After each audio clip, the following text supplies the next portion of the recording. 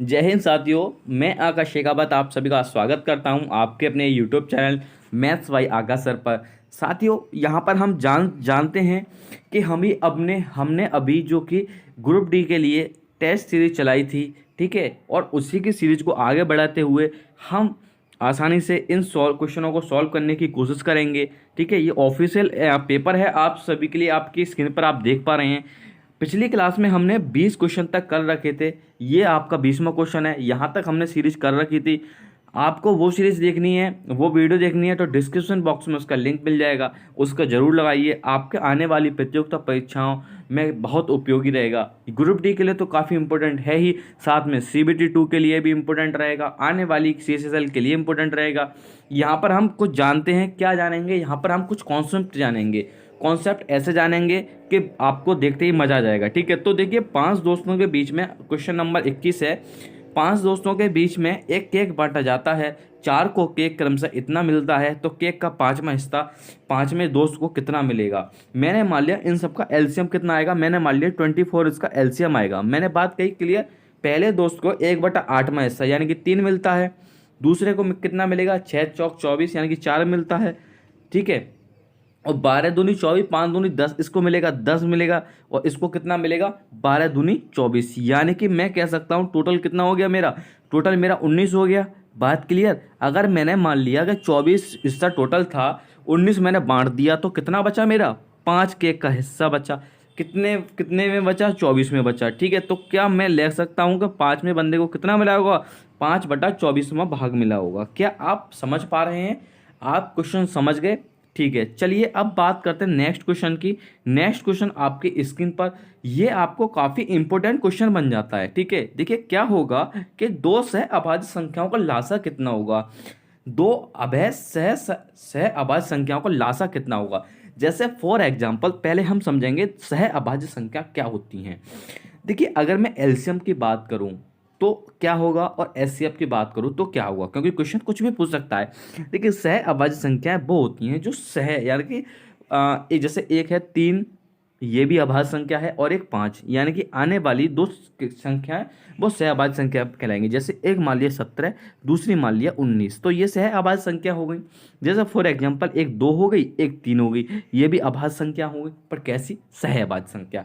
अगर इनकी बात करूं तो क्या होगा, इनका मल्टीपल ही तो होगा, इनका मल्टीपल ही तो होगा। क्या होगा, इनका मल्टीपल एलसीएम होगा, इसका मल्टीपल क्या होगा, एलसीएम होगा। तो मैं यहाँ से क्या मैं जान सकता हूँ कि अगर एलसीएम तो कितना हो गया, ये हो गया। अगर मैं यहाँ पर एचसीएफ की बात करूँ तो मेरे भाई एचसीएफ कितना आएगा, यहाँ पर 1 आएगा। एचसीएफ कितना आएगा, 1 आएगा। क्यों 1 आएगा, क्योंकि हम जानते हैं कि एचसीएफ वो क्या होता है, हाईएस्ट कॉमन फैक्टर। इन दोनों में कॉमन क्या होगा, एक ही ऐसा संख्या होगी जो इन दोनों में कॉमन होगी। बात क्लियर। चलिए, ये क्वेश्चन आपकी स्क्रीन पर हो गया। अब नेक्स्ट क्वेश्चन पढ़िएगा। रोहन और रोहित एक साथ काम को 10 दिनों में कर सकते हैं। बात क्लियर, थोड़ा समझने की कोशिश कीजिएगा। रोहन और रोहित यानी कि ये रोहन है, ठीक है, और ये रोहित है, ठीक है। तो एक काम को कितने दिनों में कर सकते हैं, 10 दिनों में समाप्त कर सकते हैं। रोहन उसी काम को कितने दिन में समाप्त कर देता है, 15 दिनों में समाप्त कर देता है। तो बताइए रोहित अकेले उस काम को कितने दिनों में समाप्त करेगा। क्या मैं इनका एलसीएम 30 मान सकता हूँ, मैंने कहा बिल्कुल। तो 10 दिया 30 और 15 दूनी 30, यानी कि रोहन और रोहित दोनों मिलकर 3 दिन में काम करते हैं। जबकि रोहन किसी काम को 2 दिन में कर सकता है, तो इसकी एक रोहित कितने दिन में करेगा, 1 में करेगा। तो 30 दिन का आंसर आ जाएगा, तो 30 का हम भाग लगा देंगे 1 में, ठीक है। चलिए नेक्स्ट क्वेश्चन पे बात करेंगे। देखिए कितना अच्छा क्वेश्चन है, ये क्वेश्चन आपको पूछा गया था, इनको हम समझने की कोशिश करेंगे जरा, ठीक है। मेरी बात समझने की कोशिश कीजिएगा। देखिए देखिए, ये है हमारा वेल, जहाज और महासागर, ठीक है। देखिए वेल अलग है, जहाज अलग है और महासागर अलग है। क्या इन दोनों में थोड़ा अंतर है। देखिए जहाज को हम कह नहीं सकते हैं ये पानी का जहाज है, या आपके जल में चलने वाला जहाज है। अगर मैं महासागर और व्हेल की बात कर रहा हूँ और महासागर और व्हेल की बात कर रहा हूँ तो जाहिर सी बात है ये जहाज क्या होगा, ये जहाज होगा हमारा पानी का जहाज। और महासागर ये हो गया, महासागर में तो व्हेल पाई जाती है और व्हेल और जहाज एक दूसरे से अलग होते हैं। ठीक है, तो ऑप्शन नंबर ये सी हो गया, ये ए हो गया और ये बी हो गया। क्या आप ऐसा कोई ऑप्शन है हमारे उसमें देखते हैं? हाँ जी, ऑप्शन तो मिल गया हमें, देखिए ये वाला। ठीक है, तो ये इसका राइट आंसर हो जाएगा, आप समझ सकते हैं। अब इनमें से देखते हैं कौन सा सही है। अब इनमें से कौन सा सही है ये हम जरा देखेंगे। देखिए 9/16, 9/16 क्या बड़ा है 13/24 से? क्या 9/16 और 13/24 से बड़ा है? तो मैं क्या कर सकता हूँ, इन दोनों को मैं सबसे पहले रेशियो फॉर्म में लिख देता हूँ। ठीक है, 416 और 4×6 = 24। ठीक है, 9×6 = 54 और 13×4 = 52। ठीक है, अब देख लो रेशियो क्या बैठ रहा है कि हाँ जी बड़ा है, हाँ जी बड़ा है। नेक्स्ट नेक्स्ट अगर ऑप्शन में जाऊंगा तो क्या इससे छोटा है और बड़ा है? ये बड़ा है नहीं तो हाँ छोटा ज़रूर है, ये बात क्लियर। अगर इससे बाहर जाऊंगा तो देखिए ये बड़ा दे रहा है, तो ये बात गलत हो गई।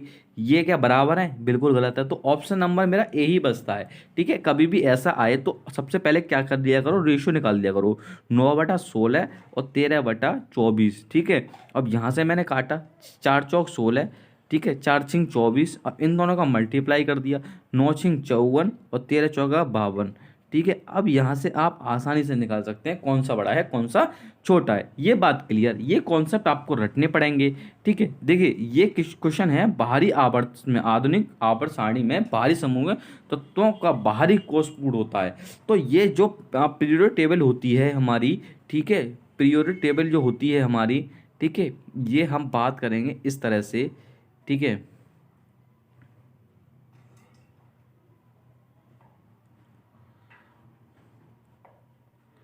तो ये बाहरी समूह जो होता है ना हमारा 18वां, ठीक है, तो इसकी बात कर रहे हैं, 18वां समूह की हम ग्रुप बात कर रहे हैं यहाँ पे। ठीक है, तो ये हमारी पीरियोडिक टेबल हो गई।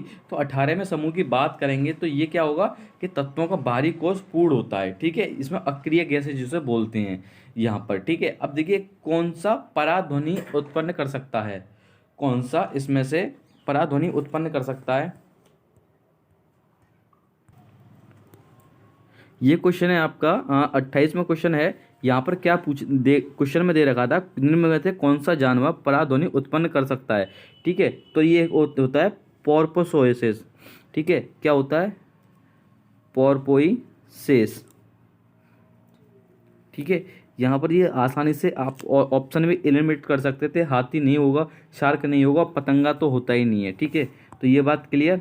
चलिए, इसमें क्वेश्चन दे रखा था हाइड्रोजन के द्रव्यमान से ऑक्सीजन के द्रव्यमान का अनुपात हमेशा होता है। ठीक है, हाइड्रोजन के द्रव्यमान से ऑक्सीजन का द्रव्यमान हमेशा क्या होगा? देखिए 1:8 में ही हमेशा होता है। ठीक है, क्योंकि ये कितना होगा, 1:8 में ही होगा हमेशा। ठीक है, हाइड्रोजन का 1 परमाणु और ऑक्सीजन का 2। ठीक है, तो ये 2 होगा और ये कितना होगा, 16 होगा। तो कितने में डिवाइड हो जाएगा? 1/8 में। ये बात क्लियर। ठीक है, चलिए अब बात करते हैं इसकी। नेक्स्ट क्वेश्चन देखिएगा। ठीक है, पाइप पाइप को क्या लिखा जाता है? इतना लिखा जाता है। ठीक है, तो SWAN को क्या लिखा जाएगा? ठीक है, आप जानते हैं OP 15 और 1 16, यानी कि इसकी प्लेस वैल्यू दे रखी है मुझे। ठीक है, तो यहाँ से हम निकाल सकते हैं एस की कितनी आएगी, अंतिम अक्षर क्या आएगा। देखो एन का पूछ रहा है, एन का कितना आएगा, 14 होता है, तो यानी कि अंतिम अक्षर क्या होगा, 4। तो ये ऑप्शन क्लियर हो गया। ठीक है, चलिए नेक्स्ट क्वेश्चन पे चलेंगे। ये तो क्वेश्चन दे रखा था मार्च 2005 में शुक्रवार किन तिथियों को था। ठीक है, तो यहाँ पर आप ऑप्शन से निकाल सकते हैं। ठीक है, कितना था, 4, 11, 18 और 25 को। ठीक है, चलिए अब बात करते हैं ट्रैफिक को नियंत्रित करने के लिए रोबोट का उपयोग करने वाले भारत के पहले शहर का नाम बताएं। ट्रैफिक को आप सभी जानते हैं इंदौर ने किया था। ठीक है, ये 2018 का करंट पूछा था, 2018 का करंट है यहाँ पे। ठीक है, तो इंदौर इसका राइट आंसर हो जाएगा। ठीक है, अब बात करते हैं ये क्वेश्चन देखिए, क्वेश्चन क्या कह रहा है। क्वेश्चन में बोला जा रहा है कि 56 रेशियो। देखिए सबसे पहले क्या करते हैं, बोर्ड मास का नियम लगाएंगे यहाँ पे। BODMAS, ठीक है। बोर्ड मास का नियम कैसे लगेगा, देखिए मैं आपको बता रहा हूँ। सबसे पहले जब डिवाइड है तो सबसे पहले डिवाइड करेंगे, तो ठीक है, तो डिवाइड है तो अपॉन में आ जाएगा, मल्टीप्लाई हो जाएगा, 56 × 3 हो जाएगा, ठीक है। अब सबसे पहले यहाँ पे सॉल्व करेंगे, 7×5 कितना हो जाएगा, 12 हो जाएगा। 12 में से 6 गए तो कितना हो जाएगा, -6। जब -6 में से 6 जाएंगे तो कितना आएगा, 3, ठीक है। और 12 और 3 कितने हो गए, 15 और 12 27, -3 कितना हो गया, 27 -3 कितना हो गया, 21।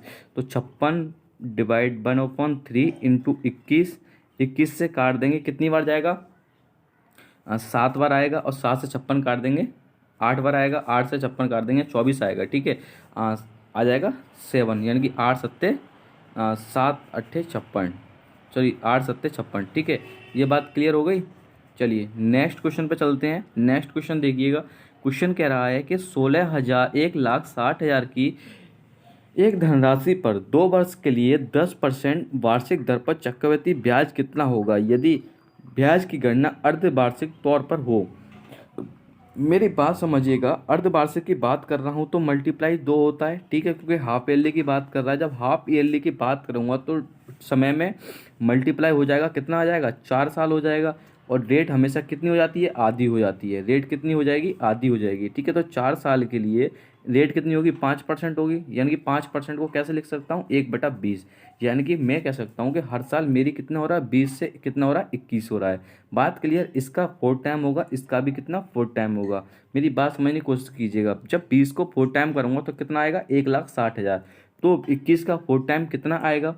और इन दोनों में जब माइनस करूँगा तो हमेशा एक ही आना चाहिए, क्योंकि ऑप्शन लास्ट में एक ही आना चाहिए, क्योंकि यहाँ डबल जीरो आएगा और यहाँ पे एक आएगा। जब मैं इसको घटाऊंगा तो कितना आएगा, एक आएगा। क्या एक ऑप्शन किसी में है, जी हाँ, ऑप्शन नंबर 1 में है। तो यहाँ पे हम जो कि बिना मेथड के भी कर सकते हैं, हमको जो कि कैलकुलेटर से आप बच जाएंगे, ठीक है। भारतीय संसद का उच्च सदन किसे कहते हैं। ये तो काफ़ी सिंपल क्वेश्चन है, ठीक है। 3 ही संसद होती है। संसद में क्या होते हैं, 3 चीज़ होती हैं। क्या होती है, लोकसभा होती है, राज्यसभा होती है, और क्या होते हैं, राष्ट्रपति होते हैं, प्रेसिडेंट होते हैं, ठीक है। लोकसभा और राज्यसभा और प्रेसिडेंट। उच्च सदन किसे कहते हैं, राज्यसभा को कहते हैं, क्योंकि आप जानते हैं लोकसभा को हम क्या कर सकते हैं, भंग कर सकते हैं। राष्ट्रपति को, सॉरी, राज्यसभा को हम भंग नहीं कर सकते, ठीक है। तो ये राज्यसभा आपका option number D is the correct answer, ठीक है। अब बात करेंगे क्वेश्चन नंबर 36।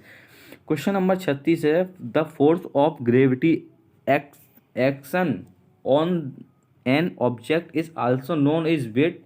आप जानते हैं वेट ही होगा, ठीक है, क्योंकि एफ बराबर क्या होता है, एम ए होता है, ठीक है। तो मास पर डिपेंड करेगा, ठीक है। तो वेट यानी कि भार होता है।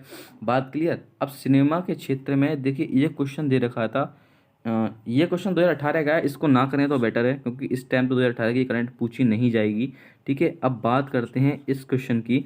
In physics work done in defined, ठीक है। फिजिक्स वर्क को डिफाइन करना है हमें। क्या करना है, ऑप्शन दे रखे हैं हमारे कि a force has acted on a object without closing and dependent for it, ठीक है। Object is displacement, a force was attracted on the object, all the above. कौन सा सही हो सकता है, आप याद रखिएगा इसमें कौन सा सही होगा, इसमें यही होगा, ठीक है, पहला वाला ही होगा, ठीक है, ऑप्शन ए और बी, ठीक है। अब बात करते हैं अगले क्वेश्चन की। अगला क्वेश्चन क्या है कि ये है sign A plus B cos A minus B cos A plus B sign A minus B, ठीक है। इसका आंसर क्या होगा, देखिए मेरी बात समझने की कोशिश कीजिएगा। इसको हम 2-3 तरीके से सॉल्व कर सकते हैं। या तो इसको डायरेक्ट वो कर लो, क्या नाम है, मल्टीप्लाई कर लो। जब होगा तो यहाँ पे क्या आएगा, sine square A minus cos sine square B, ठीक है, sine square B plus cos square A minus cos square B, ठीक है। और नीचे क्या आएगा, cos A minus cos B, ठीक है। और यहाँ पे क्या आएगा, sine A minus sine B. तो इससे ये कट जाएगा तो क्या आ जाएगा, 0 आ जाएगा, ठीक है। जब हम वहाँ से वो लेंगे, क्या नाम है, ऊपर से एलसीएम लेंगे ना, तो क्या आ जाएगा, ये आ जाएगा, ठीक है। क्योंकि यहाँ से क्या हम दोनों तरफ से ए वाले ऑप्शन काट सकते हैं और बी वाले ऑप्शन यहाँ पे क्या लिख सकते हैं, कॉमन लेंगे तो आ जाएगा, ठीक है। एक ड्राइवर किसी कार को 15 मीटर पर सेकंड की चाल से चलाता है तो उसके द्वारा 3 घंटे 20 मिनट में तय की गई कुल दूरी ज्ञात कीजिएगा। हम जानते हैं कि चाल बराबर क्या होता है, दूरी बटे समय। चाल बराबर क्या होता है सर, दूरी बटे समय होता है। ठीक है, हम बात करने की कोशिश करेंगे यहाँ पर कि सबसे पहले हमें चाल कितनी दे रखी है, 15 मीटर पर सेकंड। ठीक है, मीटर पर सेकंड को, और यहाँ पर क्या दे रखा है मुझे, उसके द्वारा डिस्टेंस कितनी है। जब 15 मीटर पर सेकंड को तो उसे हमें किलोमीटर में प्रति घंटा में बनाना है, तो कितनी बात करेंगे, 18/5। ठीक है, अब बात करेंगे हमें कुल दूरी ज्ञात करनी है, डिस्टेंस ज्ञात करनी है। अब 3 घंटा 20 मिनट को कैसे लिख सकते हैं, 10/3 कैसे लिखेंगे, 10 3 9 10/3। ठीक है, इस तरह से हम इसको घंटे में चेंज कर सकते हैं। क्लियर, तो अब कितना आ गया, देखिए 10/3, 3 ऊपर पहुंच जाएगा। ठीक है, 5 दूनी 10 हो गया। ठीक है, 3 से 15 हो गया। ठीक है, और तो कितना आ गया, 5 दूनी 10 मल्टीप्लाइज 10 इजकल टू 180। बात क्लियर, तो option number D is the correct answer. ठीक है, आज हमने 40 क्वेश्चन, आज हमने फिर से 20 क्वेश्चन ज्ञात किए। ठीक है, देखो धीरे धीरे करेंगे। ठीक है, रेस्पॉन्स अच्छा दीजिएगा, जैसा रेस्पॉन्स मिलेगा उसी हिसाब से यहाँ पे आपके लिए क्वेश्चन भी प्रोवाइड कराए जा रहे हैं। ठीक है, तो चलिए नेक्स्ट वीडियो में मिलते हैं, तब तक के लिए जय हिंद जय भारत। यहाँ पर आप याद रखिएगा सभी क्वेश्चन की PDF जो कि आपके आप टेलीग्राम चैनल बना दिया जाएगा, वहाँ पर आपको शेयर कर दी जाएगी। ठीक है, बाय फ्री ऑफ कॉस्ट। तो ये सारे क्वेश्चन आपको एक बार फिर से रिवाइज करने हैं, पिछली वीडियो की लिंक डिस्क्रिप्शन बॉक्स में मिलेगी, वहाँ से आप चेक कर सकते हैं। ठीक है, तो चलते मिलते हैं नेक्स्ट वीडियो में, तब तक के लिए जय हिंद जय भारत।